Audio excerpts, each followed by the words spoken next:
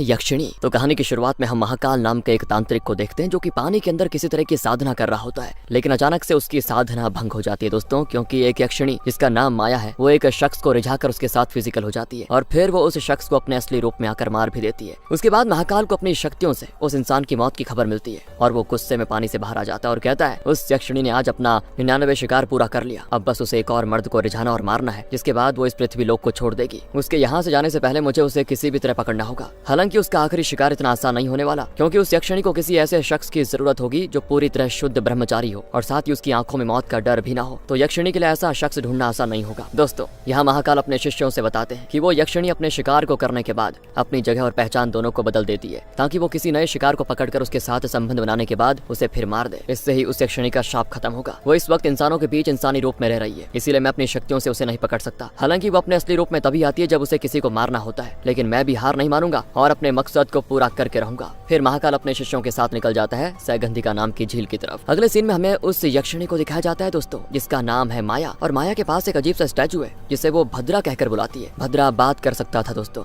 तो माया उसी से अपनी बातें शेयर करती रहती है। भद्रा एक तरह से कह दें तो उसका साथी था, जो कि उसी की तरह बहुत चमत्कारी होता है। अब आगे हमें कृष्णा को दिखाया जाता है, जिसका एक अच्छा खासा परिवार है। उसकी 2 बहनें हैं, जीजा है, पिता है और दादी वगैरह। बात करें कृष्णा की माँ के बारे में तो वो इस दुनिया में नहीं रही। कृष्णा की माँ ने उससे वादा लिया था कि बेटा कभी किसी लड़की के साथ धोखा मत करना, तुम्हें जो भी करना होगा शादी के बाद ही करना। दरअसल कृष्णा की माँ ने उसे ये वादा इसीलिए लिया था दोस्तों, क्योंकि कृष्णा के पिता ने कृष्णा की माँ को चीट किया था पहले, इसीलिए वो नहीं चाहती कि उनका बेटा अपने पिता की तरह बने। लेकिन कृष्णा की भी एक जिद थी, वो अरेंज मैरिज नहीं बल्कि लव मैरिज करना चाहता था, मगर उसे कोई लड़की भी नहीं मिल रही थी। बाकी माँ की दी हुई कसम के चलते वो अभी तक वर्जिन ही था। कृष्णा ने अपनी दादी से वादा किया था कि अगर उसको 30 साल का होने तक कोई लड़की नहीं मिली तो वो उनकी पसंद की लड़की कोई भी हो फिर शादी कर लेगा। और आज कृष्णा का दोस्तों 30वां जन्मदिन भी है, पर उसे अभी विश्वास है कि उसको जल्दी कोई लड़की मिल जाएगी जो उसका प्यार जगा देगी। कृष्णा की बात करूं और ज्यादा मतलब उसके प्रोफेशन के बारे में, तो वो एक होटल में काम करता है। उसके साथ काम करने वाले अक्सर कृष्णा का मजाक बनाते हैं क्योंकि वो एक वर्जिन है, लेकिन कृष्णा उनकी बातों पर ज्यादा ध्यान नहीं देता। सीन शिफ्ट होता है दोस्तों माया की तरफ, जिसने अब एक ऑफिस ज्वाइन कर लिया है और वो उस जगह एज HR ज्वाइन हुई है। तो वहाँ ऑफिस में माया को एक लड़की से पता चलता है, एक आदमी के बारे में जिसका नाम करण है, जो कि थोड़ा उदास भी है दोस्तों। वो लड़की बताती है कि ये अभी तक वर्जिन है और इसीलिए हमेशा इस तरह उदास रहता है। बस ये सुनते ही माया की आंखें चमक उठती हैं, क्योंकि उसे अपना अगला शिकार मिल गया। आपको याद है ना, उसका अगला शिकार ऐसा होगा जो शुद्ध होगा, जिसने आज तक वैसे काम नहीं किए। तो वो बिना देरी किए करण के पास जाती है और उसको डेट के लिए पूछ लेती है। तो सुनते ही करण एकदम से खुश और रेडी। वो माया से कहता है कि ठीक है, हम शाम को एक होटल में मिलते हैं। और दोस्तों किस्मत से ये होटल वही होता है जहाँ पे कृष्णा काम करता है। तो माया तो उस होटल में करण से पहले पहुंच जाती है, जहाँ पर कृष्णा पहली बार माया को देखता है और उसको देखते कृष्णा को पता नहीं एक अजीब सा बॉन्ड महसूस होता है। वो बस माया को एकटक देखता रह जाता है और माया पास ही के टेबल पर बैठकर करण के इंतजार में होती है। जिस दौरान कृष्णा उसको अप्रोच करने की कोशिश करता है, लेकिन ठीक उसी वक्त करण टपक पड़ जाता है और कृष्णा बेचारा उदास होकर वापस। तब कृष्णा के दोस्त उसको उदास देखकर कहते हैं कि भाई तुम्हें एक बार अपनी दादी की पसंद की भी लड़की से मिल लेना चाहिए, क्या पता वो लड़की वही हो जिसे तुम आज तक ढूंढ रहे हो। कृष्णा को भी उनकी बात समझ आ जाती है कि चलो मुझे वही करना पड़ेगा, और वो अपनी दादी से बोल देता है कि ठीक है दादी, आप लड़की देख लो, मैं शादी करने को तैयार हूँ। अगले दिन कृष्णा अपने परिवार के साथ लड़की देखने के लिए जाता है,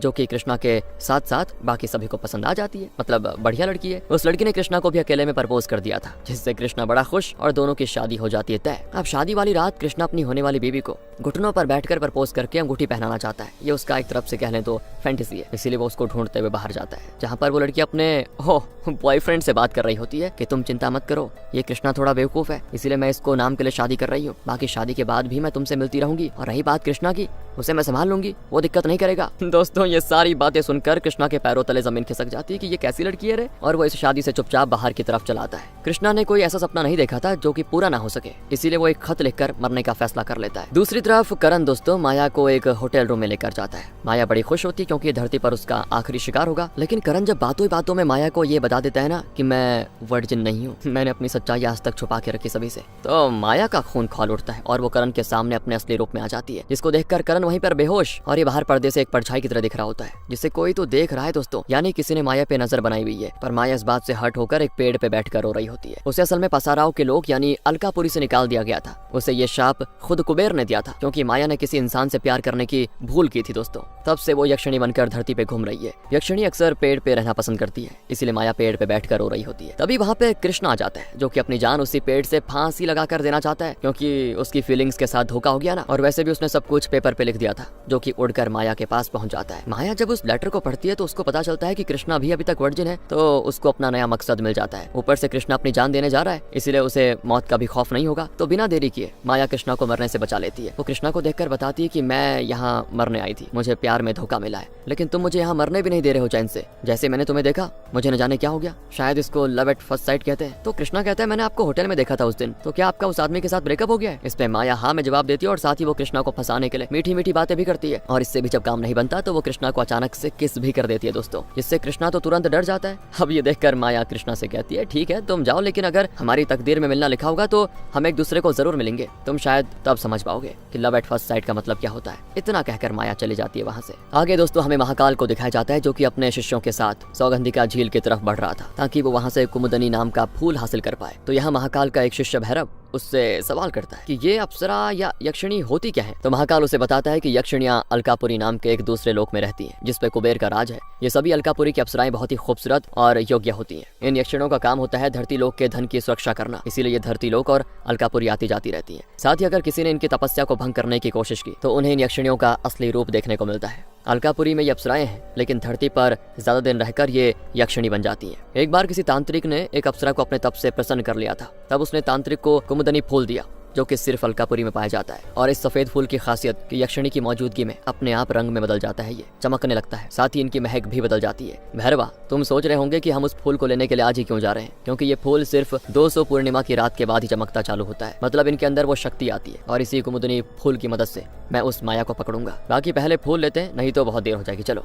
महाकाल के 2 शिष्य उस फूल को लेने के लिए जब झील में उतरते हैं तो उनकी वहीं पर मौत हो जाती है दोस्तों। शायद किसी ने इस फूल के चारों तरफ किसी तरह का सुरक्षा कवच लगाया हुआ है ताकि इसे कोई हासिल ना कर पाए। मगर महाकाल एक सिद्ध नागा साधु था, इसीलिए वो अपनी शक्ति से इसको हासिल कर लेता है। बाकी दोस्तों यहाँ मैंने महाकाल को नागा साधु क्यों बोला आगे पता चलेगा आपको। दूसरी तरफ हमें कृष्णा को दिखाया जाता है, जो कि माया से मिलने के बाद बड़ा खुश होता है। उसे अब जिंदगी जीने का मकसद मिल गया था। वहीं इधर महाकाल, जो कि तांत्रिक होने के साथ एक साइंटिस्ट और एक अच्छा पेंटर भी है, वो काफी अमीर है। उसने कुमुदनी के रस का इस्तेमाल करके कई सारे अपने बनाए पेंटिंग्स होटल और रेस्टोरेंट के मालिकों को भेज दी, ताकि अगर माया अपना शिकार ढूंढने वहां आए तो पेंटिंग चमकने लगे। और महाकाल ने भैरव को साफ साफ सभी होटल और रेस्टोरेंट वालों को इंस्ट्रक्शन देने को कह दिया होता है कि जब भी पेंटिंग चमकने लगे तो तुरंत हमें बता देना। महाकाल की एक पेंटिंग कृष्णा जहाँ काम करता है ना दोस्तों, उस होटल में भी लगाई जाती है। ये सारी बातें देखकर भैरवा महाकाल से पूछता है कि हम सब ये कर क्यों रहे हैं, हमारा मकसद क्या है। तो महाकाल उसे बताना शुरू करता है कि कुबेर रावण का भाई भी था। जब कुबेर लंका पर राज करता था तब रावण ने राक्षसों और नागों की मदद से उस पर हमला करवा दिया और लंका पर अपना कब्जा जमा लिया। लेकिन जब रावण मारा गया तो कुबेर ने एक नेवले पर बैठकर नागलोक के नागों पे हमला करके उनकी कई सारी मीडिया वगैरह चुरा ली। मैं उसी नाग वंश से हूँ, इसीलिए सभी मुझे नागा साधु भी कहते हैं। कुबेर ने कई नागों को तभी मार दिया, तो अब मैं नागों का बदला कुबेर की अलकापुरी को बर्बाद करके लेना चाहता हूँ। जानते हो, इन अप्सराओं और यक्षिणियों के बारे में एक खास तंत्र की किताब में सब लिखा हुआ है। बस अब माया को पकड़ना है उसके आखिरी शिकार को करने से पहले। अब आगे दोस्तों हम देखते हैं उस आदमी को जिसे माया ने अपना असली रूप दिखाया था। उसे होश आ गया था। उधर कृष्णा एक क्लब में जाता है जहाँ पर माया भी आई होती है। माया और कृष्णा एक दूसरे को देखकर बड़े खुश होते हैं और काफी ड्रिंक करने के बाद माया कृष्णा से कहती है कि तुम मेरे घर ले चलो मुझे। कृष्णा माया के लिए कैब बुक करता है और कार में माया कई बार कृष्णा को रिझाने की कोशिश करती है, मगर कृष्णा अभी ये सब नहीं करना चाहता था। इसके बाद जब कृष्णा उसे बेडरूम में लेके जाता है तो उस वक्त माया उसके साथ दोबारा से इंटीमेट होने की कोशिश करती है, लेकिन फिर कृष्णा वहाँ से चला जाता है। साफ है दोस्तों, माया को बस अपना शिकार चाहिए, इसीलिए वो ये सारा ड्रामा कर रही है। और जब कृष्णा माया के घर से बाहर आता है ना, तो कैब ड्राइवर यानी कि कृष्णा का जीजा उसका इंतजार कर रहा होता है। ये गाड़ी उसके जीजा की थी वैसे, और उसने माया और कृष्णा को वो सब करते हुए देख लिया था, जबकि कृष्णा इंटरेस्टेड नहीं था। अब यही बात जब अगले दिन कृष्णा के घर पर पता चलती है ना, तो सभी उसको डांटने भी लग जाते हैं। लेकिन तभी कृष्णा को माया का कॉल आता है, जो कि कृष्णा को होटल में मिलने के लिए बुलाती है। कृष्णा बड़ा खुश था, वो तुरंत माया से मिलने पहुंच जाता है दोस्तों, जहाँ पर माया के होने से हम साफ साफ उस पेंटिंग का रंग एकदम बदलते हुए देखते हैं और चमकते हुए भी। माया फिर से कृष्णा के साथ इंटीमेट होने की कोशिश करती है, क्योंकि उसका मेन मकसद वही है।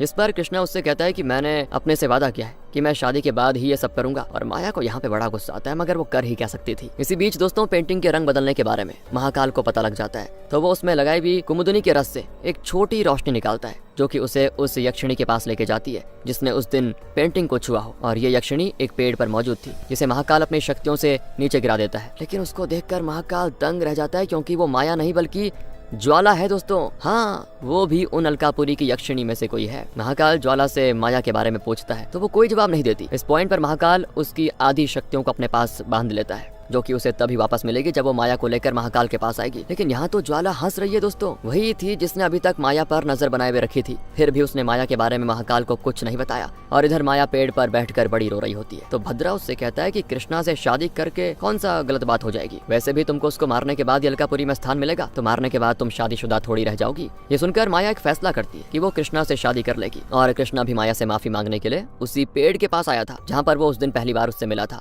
माया पहले तो कृष्णा को देखकर उससे लिपट जाती है और कहती है कि मैं तुमसे शादी करने के लिए तैयार हूँ। तो सुनकर कृष्णा बड़ा खुश। अब आगे हम महाकाल का बचपन देखते हैं दोस्तों, ताकि हमें पता चल सके कि वो माया के पीछे पड़ा हुआ क्यों है, क्योंकि बाकी यक्षिणी भी तो हैं जैसे कि ज्वाला हो गई, तो वो उनके पीछे क्यों नहीं पड़ा। तो दोस्तों महाकाल जब छोटा था ना, तब वो एक जंगल में अपने गुरुजी के साथ जाया करता था। यहाँ इनकी बातों से हमें पता चलता है कि ये अप्सराएं बनी कैसे। दरअसल लाखों साल पहले जब भगवान ध्यान पर थे, तब माँ पार्वती की उनके साथ होने की इच्छा हुई और उनके पसीने की 64 बूंदें गिरी, जिनसे इन अप्सराओं का जन्म हुआ। और क्योंकि जो आखिरी बूंद थी वो तब गिरी जब माँ पार्वती की लालसा प्रेम में बदल गई, तो उस लालसा और प्रेम के बीच का सेतु बनकर माया का जन्म हुआ। वही उस आखिरी बूंद से जन्मी है। माया सभी अप्सराओं से सबसे ज्यादा सुंदर और शक्तिशाली है, इसीलिए कुबेर ने उसे गुप्त स्थल को गार्ड करने का काम दिया। गुप्त स्थल के जरिए कोई इंसान अलकापुरी में दाखिल हो सकता है, इसीलिए ये माया की जिम्मेदारी थी कि कोई वहाँ पे ना आ पाए। वो उस जगह अदृश्य रूप में मौजूद रहती थी। महाकाल के गुरु माया के जरिए अलकापुरी को बर्बाद करके नए युग का कुबेर बनना चाहते थे, इसीलिए उन्होंने महाकाल को वही यक्षिणों की तंत्र विद्या वाली किताब दी और उससे कहा कि यहाँ कुछ भी हो जाए तुम बाहर मत आना, अगर मुझे कुछ भी हो जाए तो इस अधूरे काम को तुम पूरा करना। महाकाल छिप जाता है और उसके गुरु माया के स्थान पर जाकर साधना वगैरह का काम करते हैं, जिससे माया गुस्सा हो जाती है और वो उस वक्त काफी ज्यादा शक्तिशाली तो थी, तो वो महाकाल की आंखों के सामने उसके गुरु को मार डालती है। प्रेजेंट में आ जाइए दोस्तों, कृष्णा फिर माया को अपने घर वालों से मिलवाने के लिए लेके जाता है, जिसको देखकर सारे घर वाले उसको नापसंद कर देते हैं, क्योंकि माया के मुताबिक उसका इस दुनिया में कोई अपना है नहीं और घर वाले सोचते हैं कि जब इसका कोई नहीं है तो फिर क्या है, कोई मतलब नहीं बनता। तभी वहाँ पे ज्वाला की एंट्री होती है, जो कि खुद को माया की मौसी बताती है दोस्तों। अब मौसी आ गई थी तो वो कृष्णा के पिता को पसंद भी थी, तो वो ज्वाला के लिए अपने बेटे की पसंद माया को मंजूरी दे देते हैं। माया इसके बारे में अकेले में ज्वाला को थैंक यू भी बोलती है, जहाँ पे ज्वाला माया से बताती है कि महाकाल इसी शहर में है और वो तुम्हें ढूंढ रहा है, इससे पहले वो तुम्हें ढूंढ ले तुमको कृष्णा को मौत के घाट उतार कर अपने आगे का काम करना होगा। इधर महाकाल शव साधना यज्ञ करने की तैयारी करता है, जो कि अगली अमावस्या तक चलेगा दोस्तों, और उसके बाद वो यही यज्ञ गुप्त मंदिर में माया के साथ करेगा ताकि वो अलकापुरी का रास्ता ओपन कर पाए। और इधर कृष्णा अपनी शादी का कार्ड सभी को बांटने में लगा होता है। अब उसका होटल हमेशा महाकाल से पेंटिंग खरीदता था, तो वो महाकाल को कार्ड देने के लिए उसके घर जाने का भी फैसला करता है। लेकिन उसके पहले कृष्णा की शादी में दोस्तों एक अड़चन आ जाती है। एक औरत है दोस्तों जिसपे माता आती है, वो कहती है कि कृष्णा की शादी के बाद परिवार में लोगों की मौतें होने लगेंगी, इसीलिए ये शादी नहीं होनी चाहिए। ये सुनकर कृष्णा तुरंत खुद के हाथ में एक जलता हुआ कपूर लेता है और दूसरा जलता हुआ कपूर उस लेडी के हाथ में रखता है जिसमें माता आई थी, और हाथ जलने की वजह से वो लेडी कपूर फेंक देती है। और इस तरह कृष्णा उसको ढोंगी साबित कर देता है और कहता है कि मुझे माया से शादी करने से कोई रोक नहीं सकता, समझिए आप। माया भी दोस्तों ये सारी चीजें देख रही थी, तो वो ज्वाला से कहती है पक्का ये औरत किसी के काबू में थी, कोई तो है जो नहीं चाहता कि मेरी शादी कृष्णा से हो। तब ज्वाला उसे कहती है कि तुम चिंता मत करो, मैं सब संभाल लूंगी। इसके बाद कृष्णा अपनी शादी का कार्ड लेकर महाकाल के घर जाता है, जहाँ पर वो माया जैसी दिखने वाली एक पेंटिंग देखता है। तो कृष्णा जैसे महाकाल से उस पेंटिंग के बारे में पूछने के लिए पीछे मुड़ता है, तो वहाँ से महाकाल गायब दोस्तों। महाकाल को ढूंढते ढूंढते जब वो ऊपर कमरे में जाता है, तो वहाँ महाकाल शव साधना कर रहा होता है। हाँ, वो एक लाश से शक्ति खींचकर आने वाले युद्ध के लिए खुद को तैयार कर रहा होता है। लेकिन ये देखकर कृष्णा की हालत खराब हो जाती है। वो ये सारी चीजें माया से आकर बता देता है और माया तो फिर महाकाल के बारे में सुनकर बड़ी चिंतित हो जाती है। लेकिन वो कृष्णा से सिर्फ ये कहती है कि ये महाकाल हमारी शादी में नहीं आना चाहिए बस, नहीं तो बहुत अनर्थ हो सकता है। कृष्णा भी उसकी बात मान जाता है। उधर महाकाल देखता है कि उसके घर रखे हुए कुदनी के फूल सूख गए थे, क्योंकि कृष्णा जब यहाँ पे आया था तो उसकी शर्ट से माया का बाल इन पे गिर गया था। इस कारण महाकाल भैरवा को काफी सुनाता भी है कि तुमने अभी तक पकड़ा क्यों नहीं उस माया को। अब हमें दोस्तों करण को दिखाया जाता है, जो कि अभी भी हॉस्पिटल में है। वो उस दिन माया का असली रूप देखकर उस सदमे से बाहर नहीं आ पाया था। वो जब माया और कृष्णा की शादी का कार्ड देखता है ना, तो तुरंत शादी को रोकने के लिए कृष्णा के घर पहुंच जाता है, जहाँ शादी की पूरी तैयारी हो चुकी थी। करण तो किसी तरह कृष्णा से मिलकर उसे समझाने की कोशिश करता है कि भाई ये शादी सही नहीं है, वो इंसान नहीं है। लेकिन कृष्णा की आंखों पर तो माया के प्यार की पट्टी बंधी हुई थी, तो वो करण की बातों का विश्वास नहीं करता। इसी बीच महाकाल को भी पता चल जाता है कृष्णा की शादी माया से हो रही है, तो वो शादी में आ जाता है, जिसको देखकर माया पहले कृष्णा को किसी तरह अपनी बातों में बहला लेती है कि ये तांत्रिक हमारी शादी नहीं होने देगा, देखना हमें कहीं और जाकर शादी करनी होगी। अब कृष्णा को तो शादी करनी थी, तो वो माया को लेकर भाग जाता है दोस्तों। और उनके भागने के बाद महाकाल ज्वाला का गला पकड़ लेता है कि पता कहाँ गई माया। इस पर ज्वाला उसे एक मैप की तरफ इशारा करती है। उस मैप को लेकर महाकाल निकल पड़ता है दोस्तों माया के पीछे। माया इस तरफ आखिरकार कृष्णा से शादी करने में कामयाब हो जाती है, और उधर महाकाल भैरवा को जंगल के बाहर छोड़कर खुद माया को ढूंढने अकेले ही जंगल में आ जाता है। लेकिन ये जंगल असली नहीं था, बल्कि ये तो ज्वाला का इल्यूजन था, जिसमें उसने महाकाल को फंसा दिया दोस्तों। और महाकाल को जब एहसास होता है तो वो गुस्से से चिल्ला पड़ता है। अब अगले सीन में हमें महाकाल का पास्ट दिखाया जाता है, जो कि अब बड़ा हो चुका था वो, मतलब पास्ट में, और वो अपने गुरु का अधूरा काम पूरा करना चाहता था, इसीलिए वो ठीक उसी जगह पे आता है जहाँ पर माया ने महाकाल के गुरु को मारा था। महाकाल ये बात बहुत अच्छे से जानता था दोस्तों कि वो माया को ऐसे नहीं हरा सकता, इसीलिए वो माया को अपने प्यार के जाल में फंसाकर उससे गुप्त स्थल का पता पूछता है। इस पर माया कहती है कि ये मैं नहीं बता सकती क्योंकि ये बताना मेरे कर्तव्य के खिलाफ है, इससे अच्छा तुम मुझसे मेरी जान मांग लेते। महाकाल अब अपने प्यार में फंसाकर माया को टॉर्चर करने लगता है, लेकिन वो उसे कुछ नहीं बताती। हाँ दोस्तों, महाकाल ने माया को प्यार में धोखा दिया था और यहाँ माया को कुबेर की बताई बात याद आ जाती है कि इंसान भरोसे के काबिल नहीं होते कभी भी, उनमें से कई ऐसे होते हैं जो तुम्हारी पीठ पीछे छुरा घोंप दे। ये बात माया को समझने में देर लग गई थी और क्योंकि उसने एक इंसान से प्यार करने की गलती की, इसीलिए कुबेर ने उसको ये श्राप दिया और तब से माया दोस्तों यहाँ पर इस तरह भटक रही है। कहानी प्रेजेंट में आती है जहाँ पर जब कृष्णा और माया की सुहागरात होती है फर्स्ट नाइट, तभी अचानक से उनको पता चलता है कि कृष्णा के पिता को हार्ट अटैक आ गया, उनकी मौत हो गई। ये चीज देखकर घर के सभी लोग माया को घर के लिए दोस्तों अपशगुन बताते हैं, बल्कि खुद माया को भी समझ नहीं आ रहा था कि ये किसने किया। दूसरी तरफ महाकाल अभी भी उसी जंगल में फंसा हुआ है,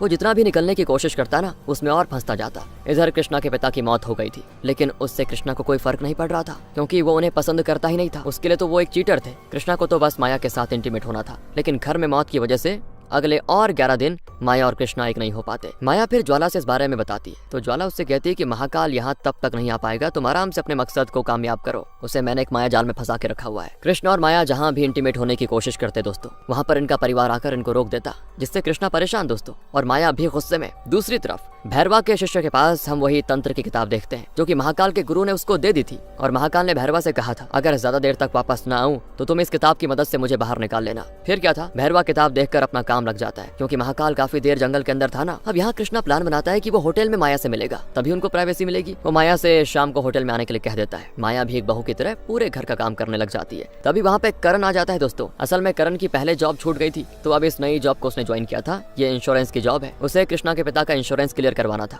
और ये उसका पहला दिन और पहला केस भी था। लेकिन माया को देख वो भागने लगता है, जिसका रास्ता माया उससे पूछती है। तभी रास्ते में माया उससे पूछती है कि कृष्णा के पिता की मौत कैसे हुई थी। करण बताता है कि उनको हार्ट अटैक नहीं आया था, बल्कि उनके रिब केज टूटकर उनके दिल के आर पार हो गई थी, जिससे उनकी मौत हुई। फिर और माया समझ जाती है कि ये सब ज्वाला ही कर रही है। वो ज्वाला ही थी जो कि माया पर शुरू से नजर रख रही थी और उसी ने वो लेडी को वश में किया था जिसपे माता आती थी। उसी ने कृष्णा के पिता की भी जान ली, इसीलिए अब ज्वाला से हिसाब बराबर करने माया ज्वाला के सामने पहुंच जाती है। और यहाँ पर हमें पता चलता है दोस्तों कि ज्वाला ने कुबेर को रिझाने के लिए लवण्य रस पिया था, जिस कारण कुबेर ने उसको शाप दे दिया और यही वजह थी कि माया की तरह वो भी यहाँ पे है। अब माया कुबेर की फेवरेट में से एक थी, तो ज्वाला नहीं चाहती थी कि माया अलकापुरी पहले पहुंचे। उसे माया से जलन थी दोस्तों। फिर वो और माया अपने असली रूप में आकर एक दूसरे से लड़ने भी लग जाती है, जिन्हें कृष्णा छिप छिप कर देख रहा होता है क्योंकि उसको विश्वास दिलाने के लिए कि माया एक यक्षिणी है। ज्वाला ने उसको बुलाया था और ज्वाला इस फाइट में तो माया से हार जाती है, लेकिन उसका मकसद पूरा हो चुका था, कृष्णा को सच्चाई दिखाने का। और माया को यह नहीं पता था दोस्तों, वो ज्वाला की जान नहीं लेती और उसे वहीं छोड़कर चली जाती है। अब हम देखते हैं कि माया का असली रूप देखने के बाद कृष्णा बड़ा डरा हुआ होता है, जिससे अब उसके दोस्त वगैरह पूछते हैं कि भाई तुम परेशान क्यों हो। कृष्णा कहता है कि मेरी बीवी चुड़ैल है।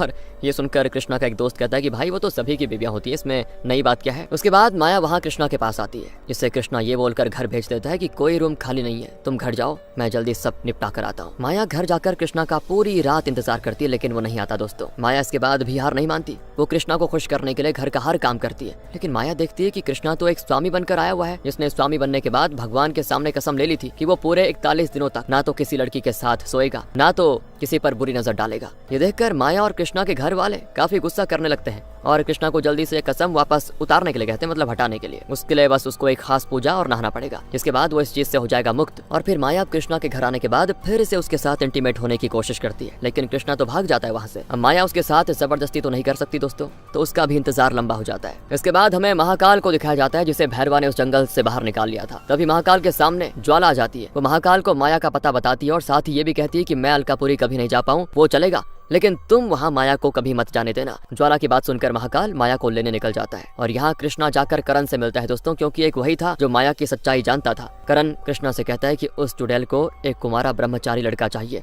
तो तुम एक काम करो, तुम एक लड़की के पास जाओ और अपना स्कोर 1-0 करके अपनी जान बचा लो। ऐसा करने के बाद वो तुम्हारे पीछे नहीं आएगी। तो कृष्णा वहाँ करण की बताई लड़की के पास चला तो जाता है, लेकिन उसने वादा जो किया था अपनी माँ से वो उसको याद आ जाता है। उसने वादा किया था ना कि मैं शादी से पहले कभी कोई हरकत नहीं करूंगा, लेकिन वहाँ पर खुद माया मौजूद थी दोस्तों, जिसे देखकर कृष्णा वहाँ से भाग खड़ा होता है और उसके पीछे माया भी घर आ जाती है और सभी घर वालों के सामने वो अपने असली रूप में आ जाती है, जो कि सभी घर वालों से कहती है कि अगर अभी कुछ देर में कृष्णा मेरे पास नहीं आया तो मैं एक एक करके तुम सभी को मार डालूंगी। कृष्णा दोस्तों अपने परिवार के लिए माया की बात मान लेता है। इसके पहले माया जब कमरे में उसका इंतजार कर रही थी, तब वो भद्रा से बोलने लगती है कि हर इंसान एक जैसा नहीं होता, मैंने कृष्णा को गलत समझा, वो मुझसे बहुत प्यार करता है। बाकी आज जब वो किसी दूसरी लड़की के पास गया तो मुझे बहुत ही जलन महसूस हुई। मैं किसी भी कीमत पर उसको नहीं मार सकती। वो महाकाल जैसा नहीं है, वो तो सच्चा है और मुझसे प्यार करता है। उसकी इन बातों के बीच कृष्णा वहाँ पे आ जाता है दोस्तों, लेकिन माया उससे कुछ कह पाती। इससे पहले वहाँ पर महाकाल की एंट्री होती है, जो कि माया की शक्तियों को बांध कर उसको सबके सामने उठा लेके जाता है। कृष्णा भी महाकाल को रोकने की कोशिश बहुत करता है, लेकिन उसके परिवार वाले उसे रोक लेते हैं, क्योंकि उन्हें कम से कम छुटकारा तो मिल जाएगा, क्योंकि उन सभी का मानना था कि यक्षिणी जिससे भी प्यार करती है उसका पीछा आसानी से नहीं छोड़ती। इसके बाद कहानी पास्ट में जाती है दोस्तों,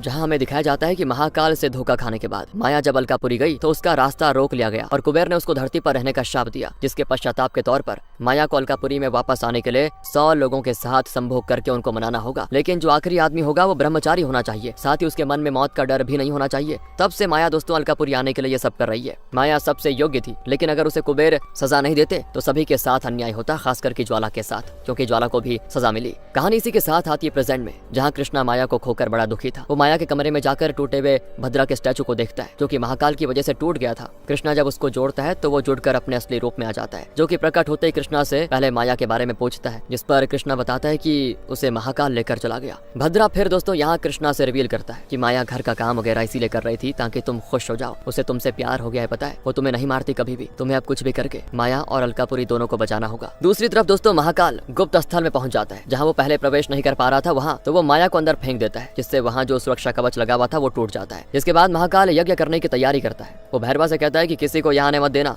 अब दोस्तों आप सोच रहे होंगे महाकाल को इस जगह का रास्ता किसने बताया, तो यहाँ का रास्ता उसे ज्वाला नहीं बताया, जिसे इस गुप्त स्थल का पता माया से इमोशनल बातें करते वक्त पता लगा था। माया ने भावनाओं में बह के उसको बता दिया था। फिर महाकाल माया के हाथ की नस काटकर उसके खून से यज्ञ शुरू करता है। इस यज्ञ के जरिए महाकाल को अलकापुरी को बर्बाद करने की शक्ति मिलेगी और साथ ही अलकापुरी का रास्ता भी नजर आएगा। इसी बीच भद्रा के साथ वहाँ पे कृष्णा भी आ जाता है, जो कि सब कुछ देखकर भद्रा से कहता है, इसे हम दोनों नहीं रोक सकते, ये सब कोई यक्षिणी ही रोक सकती है। तुम जाओ और ज्वाला को लेकर आओ, तब तक मैं यहाँ संभालता हूँ। भद्रा भी ज्वाला को लेने चला जाता है और कृष्णा माया को बचाने की पूरी कोशिश करता है, जो कि अधमरी पड़ी है बेचारी। लेकिन फिर कृष्णा को भैरव और महाकाल के बाकी जो साथियों मार देते हैं, बुरी तरह मारते हैं। जल्द ही दोस्तों महाकाल का यज्ञ पूरा हो जाता है और उसके सामने अलकापुरी का द्वार प्रकट, जिसको देखकर महाकाल उसकी तरफ जाने ही लगता है, मगर अगले पल अलकापुरी के गेट पर ज्वाला खड़ी मिलती है, जिसने महाकाल का रास्ता रोक के रखा था। और यहाँ पे हमें दिखाया जाता है कि कैसे भद्रा ने ज्वाला को मनाया माया की मदद करने के लिए। वो ज्वाला से बताता है कि तुमने लवण्य रस माया से खूबसूरत बनने के लिए पिया था, जो बात कुबेर को पसंद नहीं आई। उनका कहना था कि ज्वाला भले ही